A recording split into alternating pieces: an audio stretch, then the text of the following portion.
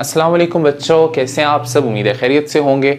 बच्चों आज का जो लेक्चर है ना 9th क्लास केमिस्ट्री का, इसमें हम कवर करेंगे पीरियोडिसिटी ऑफ प्रॉपर्टीज़ को, जो कि चैप्टर नंबर हमारा 4 चल रहा है, periodic table and periodicity of properties. Last हमने क्या पढ़ा था, हमने 3 प्रॉपर्टीज़ पढ़ी थी, जिसमें हमने एटॉमिक साइज, शील्डिंग इफेक्ट और आयनाइजेशन एनर्जी को पढ़ा था। आज के टॉपिक में हम क्या पढ़ेंगे, हम नेक्स्ट 3 प्रॉपर्टीज़ पढ़ेंगे, जिसमें आपके पास आ जाते हैं इलेक्ट्रॉन एफिनिटी आ जाती है और इलेक्ट्रोनेगेटिविटी आ जाती है। और थर्ड वन आप सोच रहे होंगे कौन सी बोली है सर ने, तो इलेक्ट्रोनेगेटिविटी के अलावा बच्चों एक इलेक्ट्रोपॉजिटिविटी भी प्रॉपर्टी है, जो कि आपकी बुक में मेंशन नहीं है, तो इतनी इंपॉर्टेंट नहीं समझी जाती, बट किसी हद तक इसको पढ़ना चाहिए। ठीक है, तो मैं आपको वो भी बताऊंगा। फर्स्ट आती है आपके पास बच्चों इलेक्ट्रॉन एफिनिटी।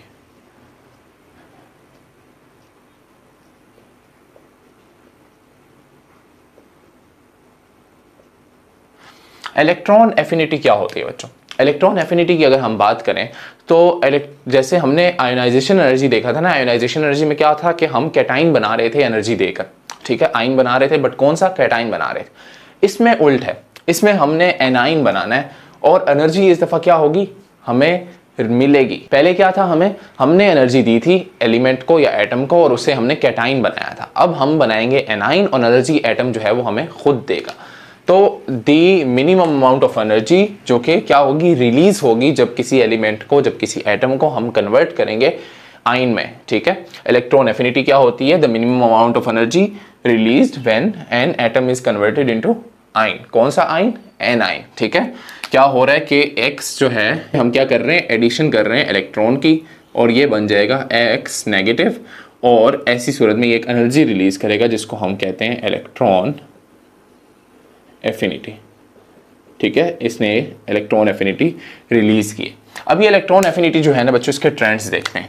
ट्रेंड्स की बात करें ग्रुप में और पीरियड में। तो ग्रुप में अगर बात करें तो आपको पता है कि ग्रुप में जैसे जैसे हम मूव कर रहे थे, आयोनाइजेशन एनर्जी क्या हो रही थी, डिक्रीज हो रही थी। तो ये उसके क्या है, ऑपोजिट है। जब आयोनाइजेशन एनर्जी डिक्रीज हो रही थी तो ये भी क्या होगी, डिक्रीज ही होगी। अब ये क्या है, ये एनर्जी है जो एलिमेंट रिलीज करेगा।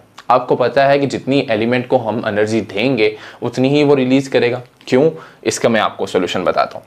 यहाँ पर देखें, एक एलिमेंट के अंदर ये एटम है और इसके अंदर ये शेल्स हैं। ठीक है, सेंटर में न्यूक्लियस है। अब इसके जो वैलेंस शेल हैं वो बहुत दूर दूर हैं। ठीक है, जिसकी वजह से इसके वैलेंस शेल के अंदर, इसका वैलेंस शेल बहुत दूर है और उसके अंदर एक इलेक्ट्रॉन है। अब ये इलेक्ट्रॉन आपने निकालना है, तो आपको आयोनाइजेशन एनर्जी सोचें दी है आपने 10 किलो जाउल की आयोनाइजेशन एनर्जी दी है, और आपने क्या निकाल लिया, इलेक्ट्रॉन निकाल लिए। तो जब ये इलेक्ट्रॉन आप ऐड करेंगे तो 10 किलो जॉल ही एनर्जी आपको ये इलेक्ट्रॉन जो है वो वापस करेगा, ये एटम जो है वो वापस करेगा। ठीक है, ये उससे ज़्यादा नहीं करेगा, क्योंकि एनर्जी, ये इलेक्ट्रॉन एफिनिटी डिपेंड करती है एटम के साइज पे। ठीक है, और आयोनाइजेशन एनर्जी पे। जितनी आयोनाइजेशन एनर्जी उसकी होगी, सेम इलेक्ट्रॉन एफिनिटी होगी। जितनी आपने उसको एनर्जी देकर इलेक्ट्रॉन निकाला था ना, उतनी ही एनर्जी वो आपको रिटर्न करेगा जब आप उसके अंदर इलेक्ट्रॉन ऐड करेंगे। क्लियर है बच्चों? किसी भी एटम के अंदर जब आप इलेक्ट्रॉन ऐड करते हैं, जितना उसका शेल जो है वैलेंस दूर होगा, उतनी कम एनर्जी आपको मिलनी है। ठीक है, इसलिए ग्रुप में हम क्या कह रहे हैं कि एनर्जी जो है डिक्रीज कर रही है। ग्रुप में डिक्रीज क्यों कर रही है, इसका आंसर आपको मैं दे चुका हूं कि जैसे जैसे हम नीचे मूव करते हैं ग्रुप के अंदर, तो हर एलिमेंट पे एक नया शेल ऐड होता है, जिसकी एडिशन की वजह से वैलेंस इलेक्ट्रॉन, जो लास्ट इलेक्ट्रॉन होता है, वो दूर जाता है न्यूक्लियस से। और जितना इलेक्ट्रॉन दूर होता है न्यूक्लियस से, उतनी उस पर फोर्स ऑफ अट्रैक्शन जो है वो कम लगती है, शील्डिंग इफेक्ट उतना ज़्यादा होता है। और शील्डिंग इफेक्ट ज़्यादा होने की वजह से क्या होता है कि एलिमेंट जो है वो, उसके आयोनाइजेशन एनर्जी भी कम हो जाती है और इलेक्ट्रॉन एफिनिटी भी कम हो जाती है। अब इसी तरह पीरियड की बात करें तो पीरियड में बच्चों ये क्या होगी, इंक्रीज होगी। इंक्रीज क्यों होगी, क्योंकि आयोनाइजेशन एनर्जी भी इंक्रीज होती है। पीरियड के अंदर थोड़ा सा मुश्किल होता है एलिमेंट के इलेक्ट्रॉन को ऐड करना। तो जैसे जैसे आप पीरियड में मूव करते हैं, इलेक्ट्रॉन्स ऐड होते जाते हैं, बट जो एलिमेंट है उसके अंदर शेल्स नहीं ऐड हो रहे होते एटम के अंदर, तो न्यूक्लियर चार्ज बढ़ता जाता है। यानी कि अंदर से प्रोटॉन्स का चार्ज और बाहर से न्यूट्रॉन्स का, इलेक्ट्रॉन्स का चार्ज, ये दोनों बढ़ते जाते हैं। और बढ़ते जाने की वजह से इनके अंदर क्या होता है कि बहुत ज़्यादा हमें मुश्किल पड़ती है कि हम आयोनाइजेशन एनर्जी जो है उसके ज़रिए इलेक्ट्रॉन को निकालें। तो जितनी आयोनाइजेशन एनर्जी हम देते हैं, ज़्यादा एनर्जी चाहिए होती है, तो इसलिए इलेक्ट्रॉन एफिनिटी भी रिटर्न में हमारे पास क्या आती है, ज़्यादा आती है। और आपको पता है कि जो पीरियड होता है ना, पीरियड के अंदर क्या होता है कि आगे ही इलेक्ट्रॉन्स बहुत ज़्यादा प्रेजेंट होते हैं, तो एक और इलेक्ट्रॉन को ऐड करवाना मुश्किल होता है। तो ऐसी सूरत में एनर्जी जो होती है वो ज़्यादा रिलीज होती है जब इलेक्ट्रॉन को हम ऐड करवाते हैं। ठीक है, इसके बाद नेक्स्ट जो आता है आपके पास इलेक्ट्रोनेगेटिविटी आता है बच्चों। Next property electronegativity. हर प्रॉपर्टी जो है ना बच्चों इंतहाई आसान है, इंतहाई इजी है, बट आपने इसको समझना है, जो वर्डिंग है ना इसकी उसको समझना है, आपने रट्टा नहीं लगाना है इसका, आपने वर्डिंग समझनी है, आपको खुद सब समझ आ जाएगा। पीरियोडिक टेबल समझना है सही करके, उसके बाद आपने ये चीज़ें समझनी है तो आपको सब क्लियर हो जाएगा। इलेक्ट्रोनेगेटिविटी क्या होती है बच्चों, इसमें मैं एक जिक्र करने लगा हूँ बच्चों केमिकल बॉन्डिंग का। दो एटम्स जो है ना वो आपस में बॉन्ड करते हैं, एक एटम और ये दूसरा एटम, इन दोनों ने क्या किया आपस में बॉन्ड बनाया, ठीक है। अब एक हाइड्रोजन एटम था, इसने एक इलेक्ट्रॉन दिया, ठीक है, दूसरा भी हाइड्रोजन एटम था, उसने एक इलेक्ट्रॉन दिया, इन दोनों ने बॉन्ड बनाया और ये बन गया H2, ठीक है। इसी तरह एक और मैं जिक्र करता हूँ HCl का, इसने एक इलेक्ट्रॉन दिया, हाइड्रोजन ने एक इलेक्ट्रॉन दिया, क्लोरीन ने, इन्होंने बॉन्ड बना लिया, ठीक है। ऐसे बॉन्ड बनते हैं। अब जब ये बॉन्ड बन जाता है उसके बाद एक एलिमेंट ऐसा होता है जो क्या करता है, इन इलेक्ट्रॉन्स को खींच के अपनी तरफ कर लेता है, ठीक है।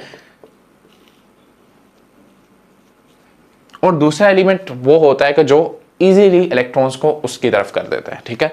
अब यहां पर दो चीजें हैं, इलेक्ट्रोनेगेटिविटी भी है और इलेक्ट्रो पॉजिटिविटी भी है।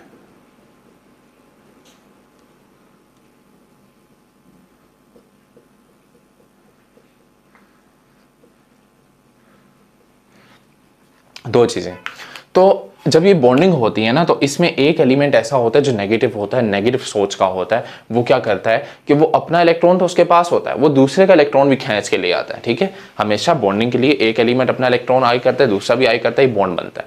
तो जब ऐसी बॉन्डिंग होती है जिसमें इलेक्ट्रॉन नेगेटिव और इलेक्ट्रो पॉजिटिव एलिमेंट्स इन्वॉल्व होते हैं, तो उस सूरत में क्या होता है, एक एलिमेंट क्या करता है कि जो इलेक्ट्रॉन दोनों ने शेयर किए होते हैं वो खींच के अपनी तरफ कर लेता है। Shared pair of electron basically हम यहां पर लिखते होते हैं। क्या लिखते होते हैं term, shared pair of electron. वो एलिमेंट जो क्या करे, अट्रैक्ट कर ले शेयर्ड पेयर ऑफ इलेक्ट्रॉन, उसको हम क्या कहते हैं, इलेक्ट्रोनेगेटिव। और जो इजीली डोनेट कर दे शेयर्ड पेयर ऑफ इलेक्ट्रॉन, उसको हम क्या कहते हैं, इलेक्ट्रो पॉजिटिव, ठीक है। ये जहां भी इलेक्ट्रो पॉजिटिव और इलेक्ट्रोनेगेटिव बॉन्डिंग्स होती हैं ज्यादातर वहां होती हैं जहां पर एक मेटल और एक नॉन मेटल जो है वो बॉन्डिंग कर रहे होते हैं, ठीक है। अब इसमें क्या मैंने आपको बताया, मैंने आपको ये बताया कि जब भी बॉन्डिंग होती है, दो एलिमेंट्स शेयर करते हैं अपने इलेक्ट्रॉन्स को, तो उस बॉन्डिंग में क्या होता है कि एक एलिमेंट इलेक्ट्रोनेगेटिव होता है, वो जो इलेक्ट्रोनेगेटिव एटम होता है वो क्या करता है कि दूसरे के इलेक्ट्रॉन्स को अपनी तरफ खींच लेता है। इलेक्ट्रो पॉजिटिव होता है वो क्या करता है कि वो अपने इलेक्ट्रॉन्स को भी दे देता है। तो जब ये यहाँ से बॉन्डिंग खत्म होती है ना बच्चों इनकी, तो ये क्या करता है, इसके इलेक्ट्रॉन भी ले जाएगा और ये अपने इलेक्ट्रॉन के बगैर रह जाएगा। यहाँ से ये H+ बन के निकलेगा क्योंकि इसने इलेक्ट्रॉन दे दिया, और यहाँ पर ये क्लोरीन माइनस बन के निकलेगा क्योंकि इसने इलेक्ट्रॉन ले लिया। अपना तो था ही था, दूसरे का भी ले आया, ठीक है। तो ये इलेक्ट्रो पॉजिटिव और इलेक्ट्रो नेगेटिव एलिमेंट की निशानी है। अब ये जो था ना इलेक्ट्रोनेगेटिविटी जो है ना, ये करेक्टर हर एलिमेंट में पाया जाता है, इलेक्ट्रोनेगेटिविटी करेक्टर, बट किसी का कम होता है, किसी का ज़्यादा होता है। जैसे कि क्लोरीन का ज़्यादा है, हाइड्रोजन का कम है, तो हाइड्रोजन का इलेक्ट्रोनेगेटिव करेक्टर कम होने की वजह से हम इसको इलेक्ट्रो पॉजिटिव कहते हैं, ठीक है। इलेक्ट्रो पॉजिटिविटी क्या है, डिक्रीज इन इलेक्ट्रोनेगेटिव करेक्टर, ठीक है। जिसका इलेक्ट्रोनेगेटिव करेक्टर कम होगा वो क्या करेगा, इलेक्ट्रो पॉजिटिव होगा, और जिसका इलेक्ट्रोनेगेटिव करेक्टर ज्यादा होगा उसको हम इलेक्ट्रोनेगेटिव बोलेंगे। अच्छा बच्चों, अब इसके ट्रेंड्स की बात करें ना, तो ट्रेंड हमारे पास इसके आते हैं कि मैं इलेक्ट्रोनेगेटिव के ट्रेंड्स बता रहा हूँ, इसी के ऑपोजिट जो हैं वो इलेक्ट्रो पॉजिटिव के ट्रेंड होंगे, ठीक है, ग्रुप में और पीरियड में। क्लियर। इलेक्ट्रोनेगेटिव के मैं आपको ट्रेंड बताऊंगा तो इलेक्ट्रो पॉजिटिव के उससे ऑपोजिट होंगे। अब यहाँ पर क्या हो रहा है, ग्रुप के अंदर ये डिक्रीज कर रहा है। अब ये ग्रुप के अंदर डिक्रीज क्यों कर रहा है, इसलिए कर रहा है क्योंकि जैसे जैसे हम ग्रुप में मूव करते हैं नीचे जाते जाते इलेक्ट्रोनेगेटिव करेक्टर कम होता जाता है, शेल्स ऐड होते जा रहे हैं, ठीक है। एटम अपने मुश्किल से इलेक्ट्रॉन संभाले हुए हैं तो वो किसी और के इलेक्ट्रॉन को क्या खींचेगा, ठीक है। तो इसलिए क्या हो रहा है, इलेक्ट्रोनेगेटिव करेक्टर कम होता जा रहा है, तो डिक्रीज हो रहा है किधर, ग्रुप में। बट पीरियड के अंदर क्या हो रहा है, इंक्रीज हो रहा है। क्यों इंक्रीज हो रहा है, क्योंकि एलिमेंट के अंदर शेल्स ऐड नहीं हो रहे, इलेक्ट्रॉन्स ऐड होते जा रहे हैं, अंदर प्रोटॉन्स ऐड होते जा रहे हैं, तो उसके लिए इजी है कि वो क्या कर लेगा, किसी दूसरे इलेक्ट्रॉन को खींच लेगा।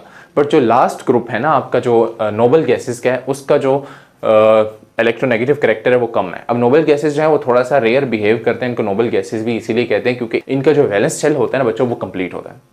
बैलेंस सेल कंप्लीट होने की वजह से वो ना किसी से बॉन्डिंग करते हैं, ना किसी से वो रिएक्ट करते हैं। अब ये रिएक्शन जो है ना, ये होता ही इस वजह से क्योंकि एलिमेंट अनस्टेबल होता है। एलिमेंट अनस्टेबल कब होता है, जब उसके अंदर इलेक्ट्रॉन्स की कमी होती है। आपको पता है डुप्लेट या आउटेट जो है उसने कंप्लीट करना होता है, ये नेक्स्ट अभी चैप्टर स्टार्ट होगा तो हम उसमें देखेंगे। तो डुप्लेट ऑक्टेट या फिर कंप्लीट वैलेंस शेल के लिए एक एलिमेंट जो क्या करता है, बॉन्डिंग करता है। अब जब उसके पास ये चीज़ें पूरी होंगी तो वो कभी भी बॉन्डिंग में हिस्सा नहीं लेगा। तो जो नोबल गैसेस हैं ना, जो लास्ट ग्रुप है, उनके बारे में आता है कि वो क्या है, उनके पास एलिमेंट्स, उनके जो इलेक्ट्रॉन्स हैं वो कंप्लीट हैं वैलेंस शेल में, जिसकी वजह से वो ना किसी केमिकल बॉन्डिंग में हिस्सा लेते हैं और ना ही किसी केमिकल रिएक्शन में हिस्सा लेते हैं। बहुत मुश्किल होता है उनका रिएक्शन करवाना, तो इसलिए उनका इलेक्ट्रोनेगेटिव करेक्टर क्या है, कम है। ठीक है, तो बाकी जो है एलिमेंट्स उनका आप देख सकते हैं ग्रुप में डिक्रीज हो रहा है, पीरियड में इंक्रीज हो रहा है। ऐसे इलेक्ट्रोपॉजिटिव क्या होगा, ग्रुप में इंक्रीज होगा और पीरियड में डिक्रीज होगा। क्लियर है बच्चों, ये पीरियोडिसिटी ऑफ प्रॉपर्टीज जो है यहाँ पर खत्म होती हैं। इसके बाद नेक्स्ट मूव करेंगे बच्चों हम इंशाल्लाह कैरेक्टरिस्टिक प्रॉपर्टीज देखेंगे। ठीक है, तो मुझे इजाज़त दीजिए, अल्लाह हाफिज़। कोई भी क्वेश्चन हो, कोई भी कन्फ्यूजन हो, कमेंट सेक्शन में लाजमी पूछिएगा। चैनल को सब्सक्राइब कीजिए बच्चों, वीडियो को लाइक कीजिए।